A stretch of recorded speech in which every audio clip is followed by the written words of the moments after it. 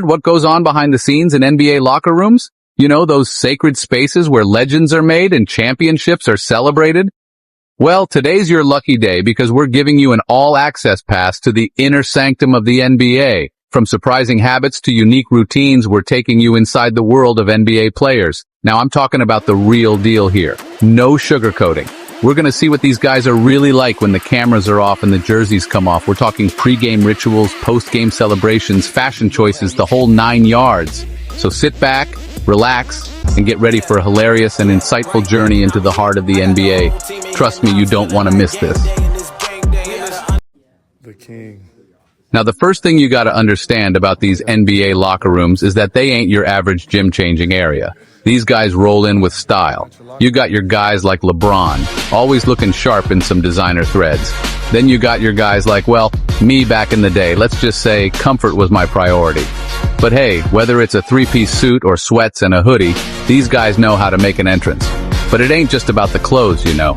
It's the energy they bring with them. Some guys, they walk in like they own the place, headphones on, locked in the zone. Others, they're all about that camaraderie, cracking jokes, messing around with their teammates. It's like a family reunion in there sometimes, except with way more athleticism. And let me tell you, the rookies, they always stick out like a sore thumb.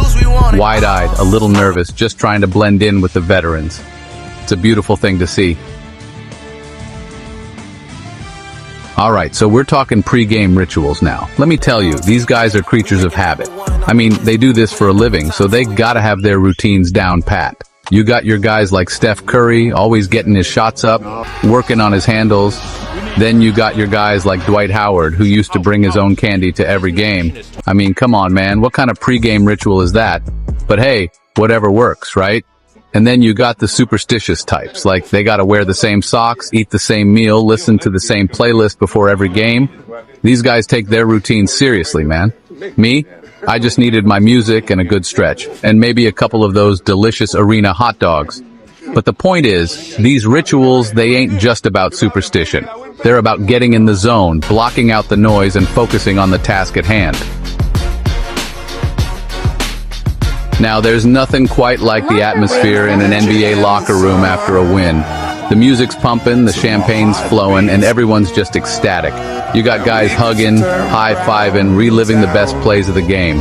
It's a beautiful thing to see, especially after a hard-fought victory. You know, the kind of game where you gotta leave it all out on the court. And then you got the post-game interviews. Some guys, they're all business, breaking down the game, giving credit to their teammates. Others, they're just having fun with it, cracking jokes, enjoying the moment. It's all part of the game, you know. But win or lose, one thing's for sure. Those locker room celebrations are a testament to the bond between teammates. It's a brotherhood, a fraternity, and those moments of victory, they're what it's all about. Now don't get me wrong, it ain't always high fives and champagne showers in the locker room. There's plenty of downtime too, you know, when the guys are just relaxing, unwinding, and being themselves. You might catch them playing cards, video games, or just shooting the breeze. It's a chance for them to decompress after a long day of practice or a tough game. And let me tell you, some of the funniest moments I've ever witnessed went down in those locker rooms. We're talking pranks, trash talking, and stories that would make your hair stand on end.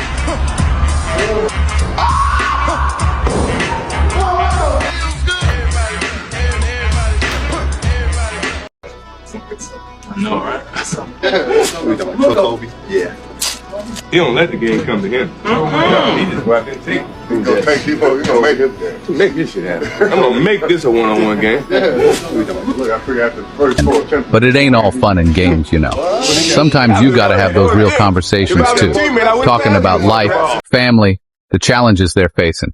That's the thing about a locker room. It's a safe space, a sanctuary where these guys can be themselves no matter what. Alright, let's talk fashion, baby. Now, you know I ain't afraid to admit I wasn't always the most stylish dude back in my playing days. But these young fellas today, they taken it to a whole nother level. You got guys like Russell Westbrook, who's always pushing the boundaries with his bold outfits. Then you got your more classic guys like Chris Paul, who always looks sharp in a suit.